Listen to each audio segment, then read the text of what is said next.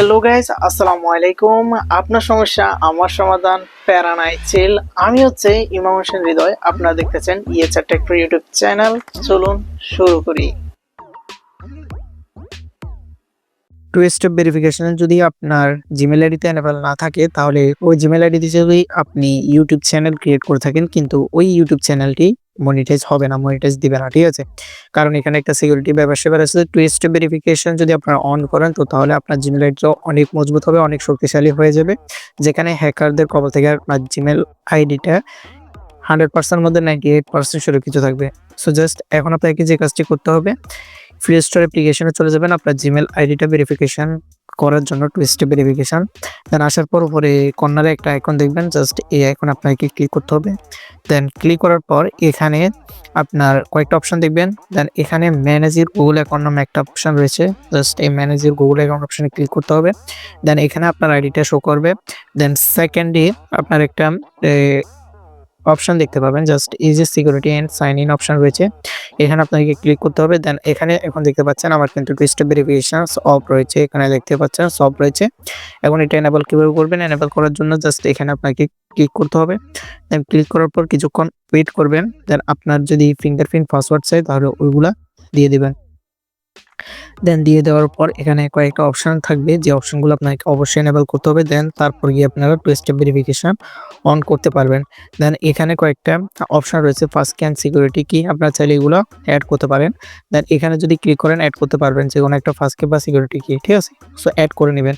তারপর অথেন্টিকেটরস, add অথেন্টিকেটরস app, যে কোনো অথেন্টিকেটরস অ্যাপ আপনারা এখানে অ্যাড করতে পারবেন। দেন এখানে ফোন নাম্বার নামে একটা অপশন দেখছে, সো এটা অবশ্যই আপনাকে এনেবল করতে হবে যদি turn on two step verification enable করতে চান।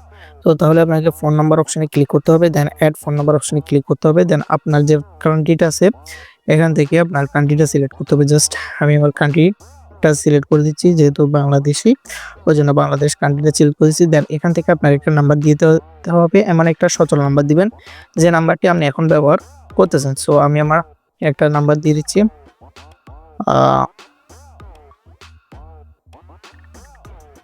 সো আমার নাম্বারটি দিয়ে দেওয়ার পর এখানে একটা অপশন দেখবেন, নেক্সট অপশন। এই নেক্সট অপশন আপনাদেরকে ক্লিক করতে হবে। Then confirm your phone number make করে দেবো, জাস্ট এখান থেকে সেভ অপশনে ক্লিক করতে হবে।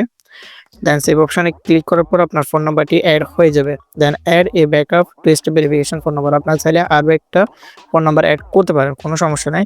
দেন এখান থেকে আপনাদেরকে বের হয়ে যেতে হবে, জাস্ট বের হয়ে গেলাম। দেন আপনারা আবার টু স্টেপ ভেরিফিকেশন অপশনে চলে যাবেন। দেন আপনাদের যে পাসওয়ার্ড এবং সিকিউরিটি কি দিয়েছেন বা আপনার ফিঙ্গারপ্রিন্টটি দিয়ে লগ ইন করে নেবেন। দেন এখান থেকে আপনাদেরকে আবার একই ইন্টারফেসে চলে নিয়ে আসবে। দেন এখান থেকে এই যে turn on two step verification, এখানে এখন ক্লিক করলে আপনার টু স্টেপ ভেরিফিকেশন অন হয়ে যাবে। এখানে দেখতে পাচ্ছেন আপনার টু স্টেপ ভেরিফিকেশন কিন্তু অন হয়ে গেছে। সো এখান থেকে বের হয়ে যাবেন। দেন এখন দেখতে পাচ্ছেন turn on two step verification এবার এনেবল হয়ে গেছে 3:11 PM, এখন 3:11 হচ্ছে, ঠিক আছে?